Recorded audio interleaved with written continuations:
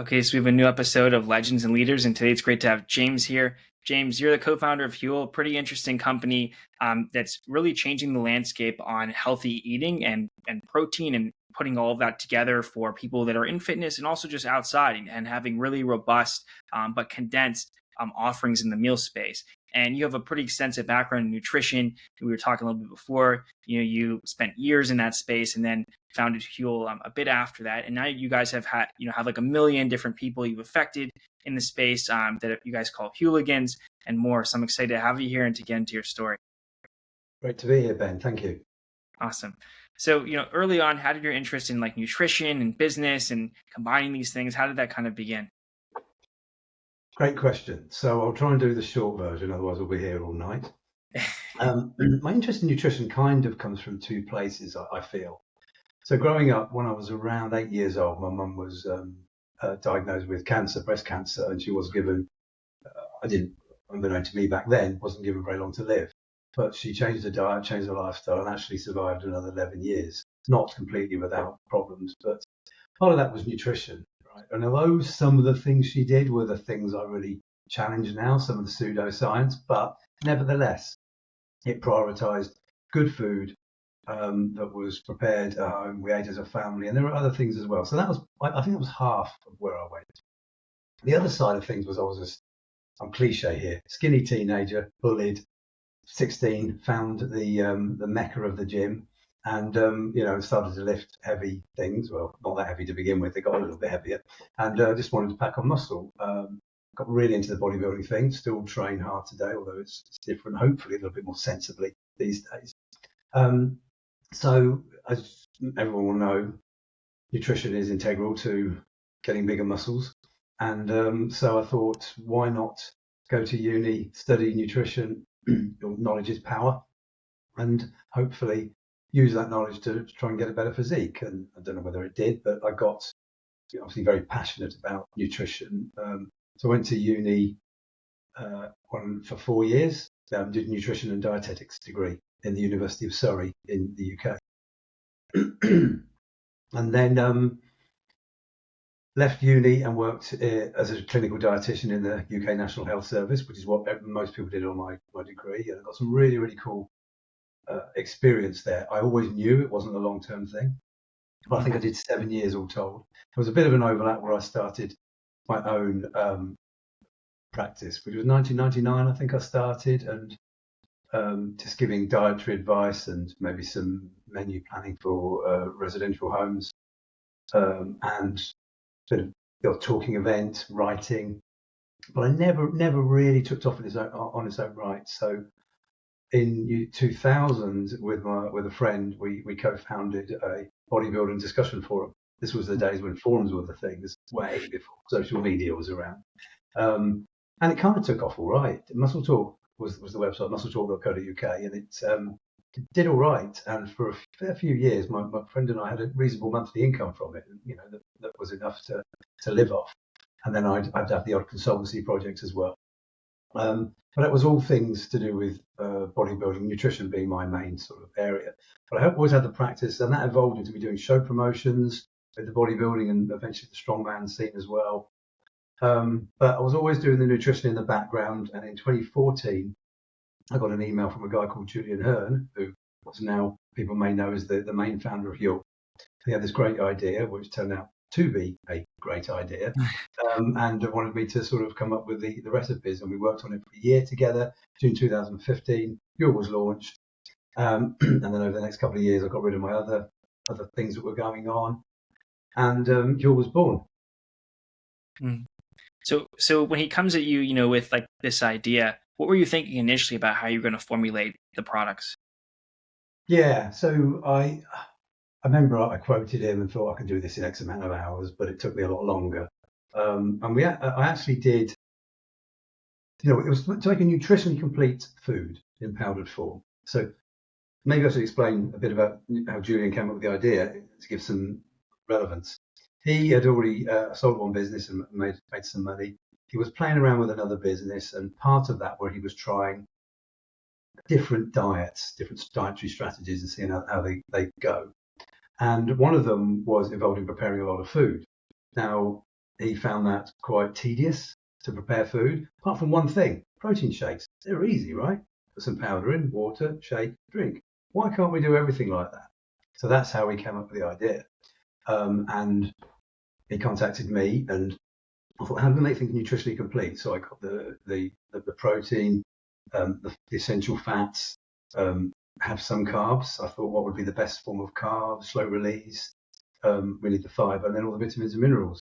So I actually did two recipes to begin with. One was based with whey protein, and another one was based with the pea protein and the brown rice protein combo, which we went on to use because we thought, well, it seems like the right thing to do, the plant-based version, not the animal one. Turns out that was absolutely the right decision. Now, bear in mind, this was 9-10 years ago when I had some nutrition knowledge, but my sustainable nutrition, my environmental knowledge was not there. I've learned that on the fly over the last 10 years.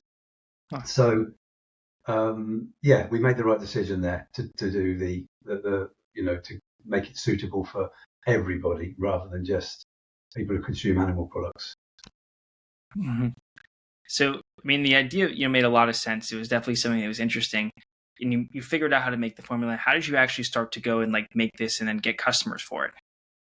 Yeah, so we needed a co-packer, someone who could blend it, and blending powders is relatively easy. I mean, ours is quite a complicated product, but we struggle to get people to take us seriously because look, everybody wants to be in the powdered supplements industry or the powdered meal replacement industry or whatever because it's cool, right? Everybody wants to be involved in that world.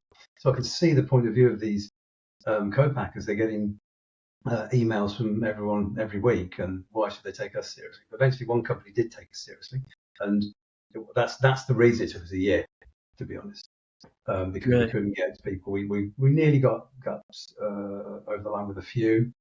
It was quite disheartening at points, but yeah, the company that took us seriously, we still do some business with now, but they couldn't scale up with us the way we needed to.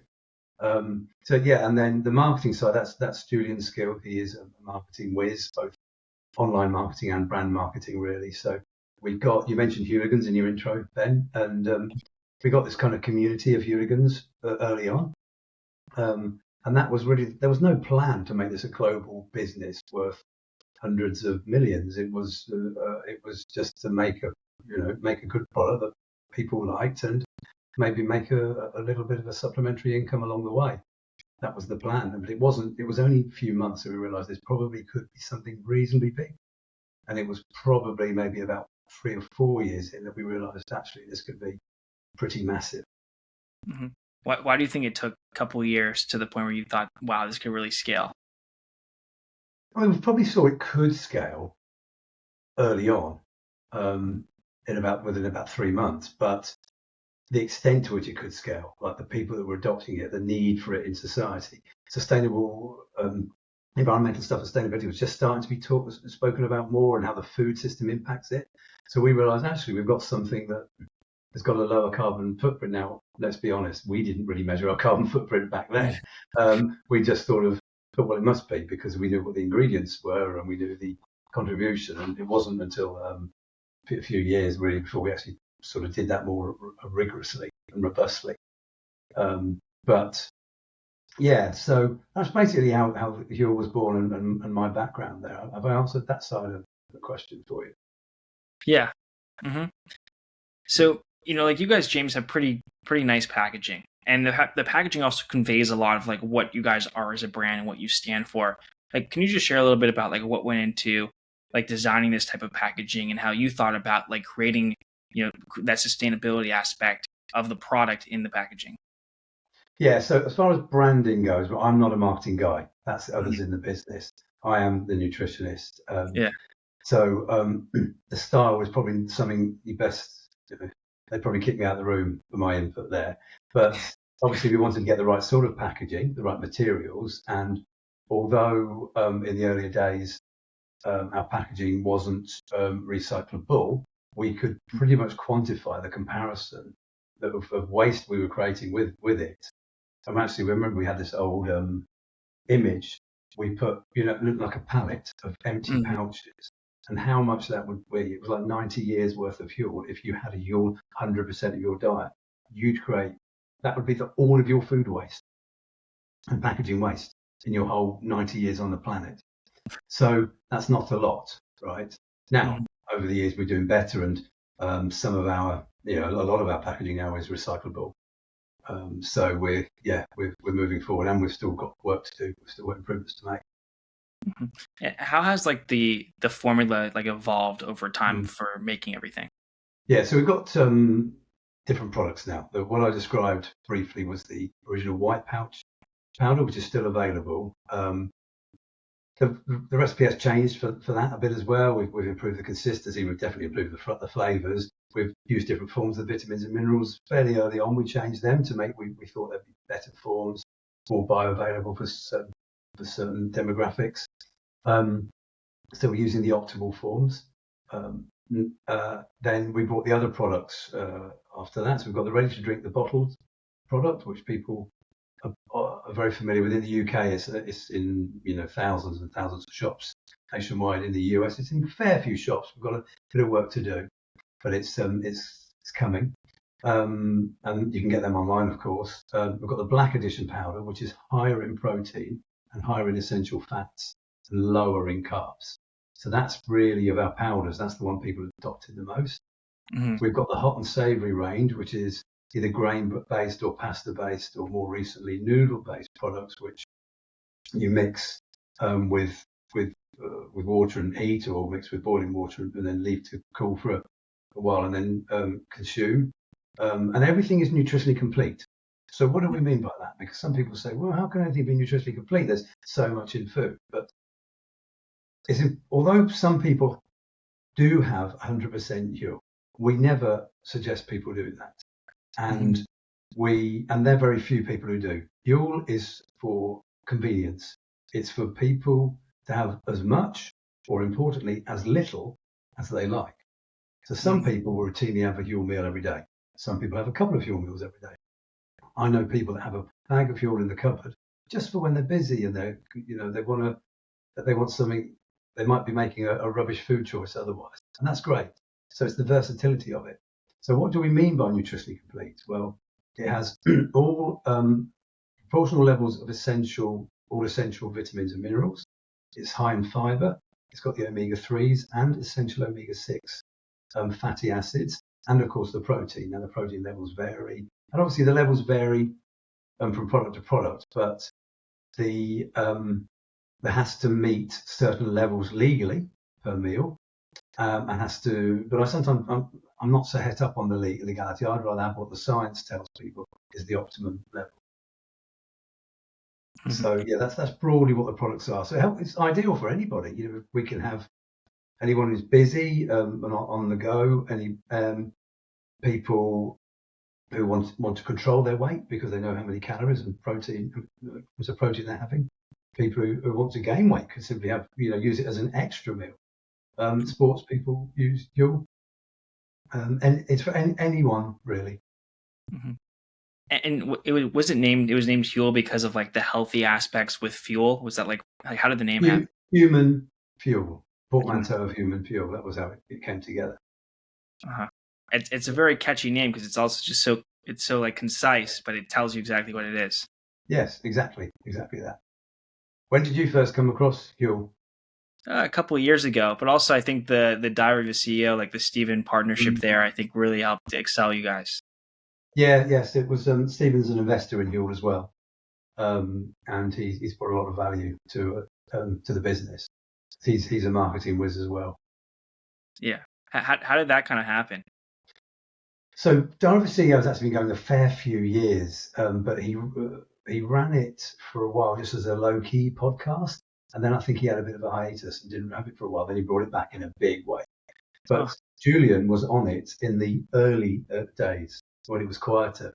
So he interviewed Julian back then. They sort of struck up a friendship, and it went from there. And then when we wanted someone who was an up-and-coming personality, celebrity, for want of a better word, and we got Steven at the right time just before, because in the UK we have a very popular TV program called Dragon's Den, which is about investors, and he was the new dragon, and we got him before that, right at the time when he was just becoming famous, because it's on BBC, and it's quite a very popular program.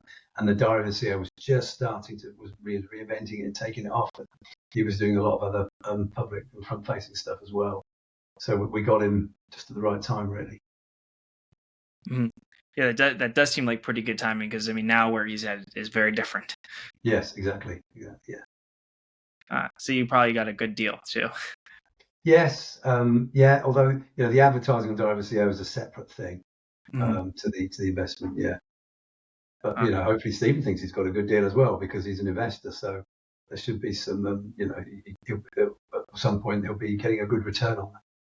for sure. So, you mentioned earlier, James, like some people use Huel in different ways, right? They have it like as a complement to a meal, or they have it as their entire meal. How do you view this as you guys scale globally? How do you view yourselves like pitching this and putting it like out there to people that aren't aware of what Huel does? We just say we're nutritionally complete, affordable food with minimal impact on animals or the environment. And people think, well, okay, it's a bit different. It's people don't see food as a shake. But when we brought the hot and savoury out, well, that's something you eat with the spoons. It's a bit more real to people. People got it a bit more. We've got the bars as well, of course, and most people are familiar with nutritious bars. So we just, a lot of people now already know Huel, so it's a very easy story to tell, and people are bought into it because they recognise the convenience, and we do get some pushback. So it's not real food. Okay, well, what is real food these days? So it's and I don't want to compete. If you're the sort of person that every night has a family meal and you're buying the best quality produce and you're preparing it from scratch and you're eating it together, yours not for you at that meal. It really isn't. I don't want to take away from that. But now we're back in the real world. Yeah. How many people doing that every night of the week and every meal? So it might be, that's brilliant. If you're still doing that, I thoroughly encourage everybody to do that. There's a lot to be said from family environment of eating and as well as the food. But people aren't doing it. People want convenience, so they're buying less nutritious snacks, and Huel is a more nutritious alternative. Objectively, we have research that demonstrates this, and we've got a lot more coming as well. Mm-hmm. And how do you see, James, like your evolution as like somebody who's in the nutrition space, nutritionist? How have you seen that change as Huel's grown? I love that question, and I've been very fortunate at Huel because I work with brilliant people. And in the last sort of year or so, I've managed to do a little bit less hands-on. So I've been at the office today, and I was in on Monday as well. So I'm still very active, but I'm also doing other things. I call it my nutrition communicator hat, because I've been very fortunate in life. I want to help other people with nutrition by spreading the word in a sort of larger sense. Now, I'm up for debate, and I realise that nutrition is a very nuanced world. It causes so much argument. I mean, you've seen people that are committed to their diets ideology, and ideology is absolutely the right word here. You can just look at people's names. You've got Carnivore Ben and Keto James. I'm using these names because for obvious reasons, and I make no apology, by the way, to anyone who does actually have those handles on Instagram, because they're emotionally attached to the diet that they want. It's their tribe. And if you think about it, everybody's an expert in nutrition, because what does everyone do? Everybody eats. And we're all linked to our culture. And our culture isn't just about where we came from. Our food culture is about what we eat. And if you look at the etymology of the word culture, you'll see that its origins come from tilling the land. And look at the word agriculture. So you can see that why the word culture is linked to what we eat and why we're so invested in our diets. So the people who do sort of push back a bit and say Huel is different, well, yes, it is different, but we're providing an alternative for the poor food choices that people are making, and chronic diseases are on the increase. We've got the environmental problems of climate change with CO2 emissions, land use, water use, food waste is huge. So we are providing something that can help be part of the solution, along with a lot of the other things that are coming on in the food industry as well to try and combat these, because people, we're very privileged if you can make these decisions to only eat organic produce all the time. Most people can't do that, and we provide an affordable alternative, and there are other things as well. So this is what I'm trying to do now, is tackle multiple issues simultaneously, like help people with their own nutrition for their health, maybe their performance too, and also look at the environmental problems and also ethical problems. There's the way animals are treated on these intensive farms is, I take issue with. I'm not a vegan. I probably never will be a vegan, but I do I do lower the amount of animal produce I eat personally. The Western average is about 30% of our calories come from animal products. I try and keep it about 10%. So that means, what does that mean in practice? I have a couple of days a week where I have hardly anything that's animal based, and I have other days where I have a little bit. If I'm eating out, maybe I'll have some meat, but I do avoid intensively farmed red meat and poultry and that's based on partly nutritional but partly ethical perspective as well. So it needn't be hard. And so the other news I have, which I will share with you, is I've got a book coming out in January in the UK and Ireland, and then shortly after in the US. Unfortunately, it doesn't have a title yet, because I did have one, and HarperCollins, who I'm working with, have suggested that it needs an alternative one. But that's the premise of the book, is about addressing what can Ben eat in order to address these different dilemmas that he has to address every day when he's choosing what to eat. Because you want to eat what's good for you. You want to eat what's good for your mental health. You want to make food choices that aren't going to be too destructive for the environment or harm animals or even other humans, or at least have minimal impact. So there's a lot of conflict there. So I'm trying to get people to think just a little bit about their food choices. Mm-hmm. And how do you see, like you mentioned, like the importance of thinking about it and the steps that you've kind of taken personally? How do you see like the global population shifting when it comes to nutrition and how they view nutrition over the coming years? Like, what do you think are some of these major trends we're going to see? Yeah, I mean, the cellular ag space is very interesting. That's the cellular agriculture, the cultured meat, and the precision fermentation, proteins primarily. Some people say it's meat in the lab, but that term has kind of negative connotations. But you could argue that's a good thing. But people are so this whole ancestral diet ideology that's going around. We've got to find our food or whatever. It doesn't fit with that. But I think it's very interesting. I think the world needs it. I'm not saying that it will fix everything, far from it, but I believe that is another cog that's going to help the solution. There's some other novel proteins and fats coming out that are made by from different crops, and there's methods of extraction that can help. There's space for GMOs. I know I've just said the word GMOs in a sort of positive light. People are going to hate me for it. I'll get abuse probably because people don't like GMOs. But it's very privileged to be able to say that. Is it ideal? Possibly not. But we're in a world with 8 billion people to feed, and it's very unfortunate. The Philippines have just put some legislation in, which means they can't have GMOs. They've got a malnutrition problem, undernutrition problem. So that's just, people are going to suffer. Kids will have inadequate nutrition because of that policy. I think it's unfortunate. We need things like that. Then there's the other dreaded word that we can't say anymore, which is ultra-processed food, a term that carries a lot of negativity with it, but it's because the term's being misused. The term doesn't work. I don't like it.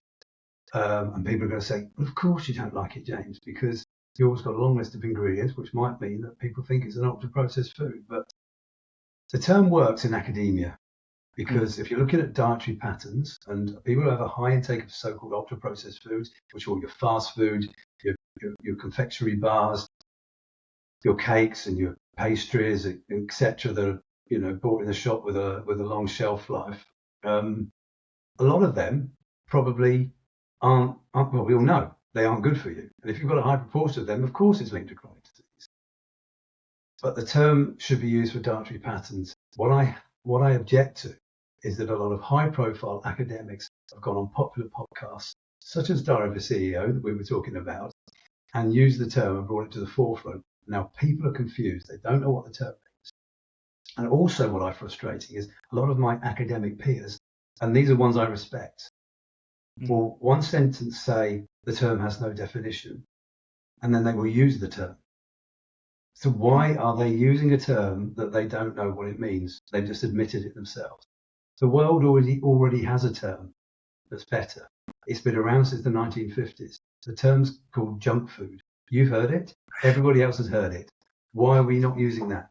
And the ultra-processed food terminology advocates will say, yeah, because the term junk food doesn't have a proper definition.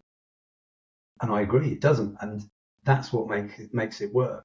Because what about certain foods that are high in fat and sugar, but wouldn't fall under the ultra-processed banner because they only have a couple of ingredients, but they're not great for us? Well, is it okay to have them? Well, yeah, for a start, I don't demonize any food, but I wouldn't have a very fatty burger every day for the rest of my life. It's probably not ideal, especially if there's other things you eat as well. So junk food would cover that. And also there are certain foods that fall on the cusp. For example, people are saying don't have bread if it's got a long list of ingredients. Well, why not? Why not? Show me the problem with it.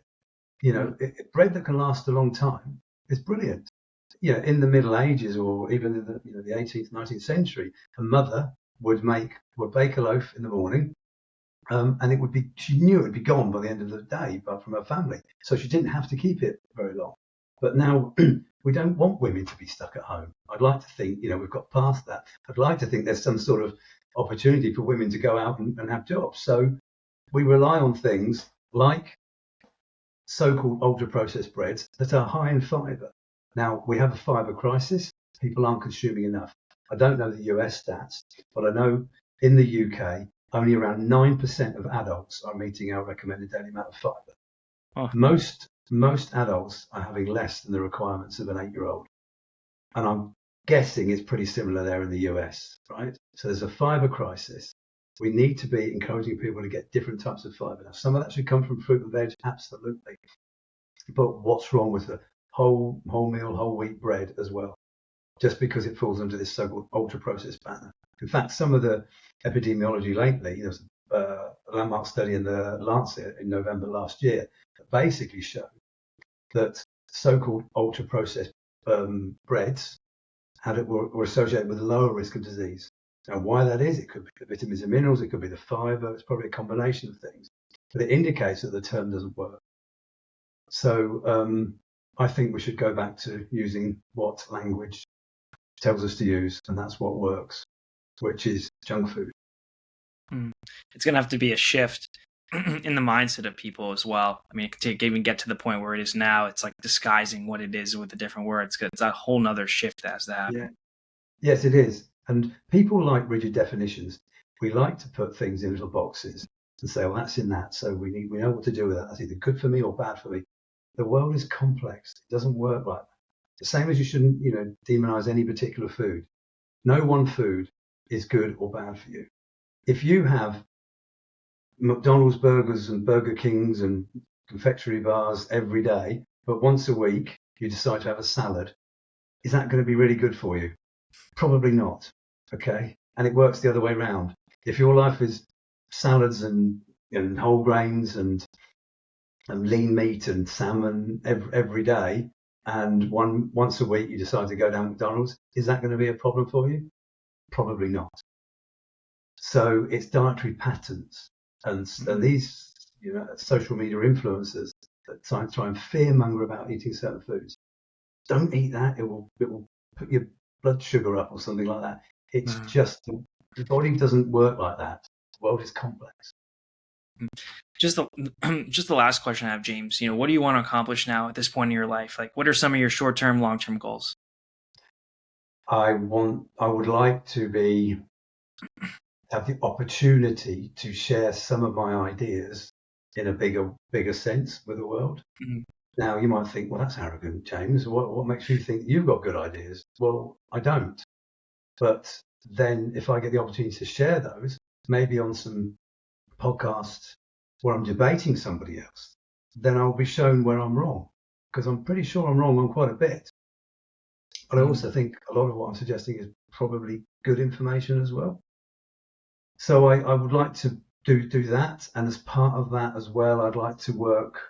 We're already going to be starting to work with some academics and people from the food industry and other influencers that I feel are quite positive influencers to try and combat the misinformation there. And, there's a very conspiratorial mindset going around the world at the moment.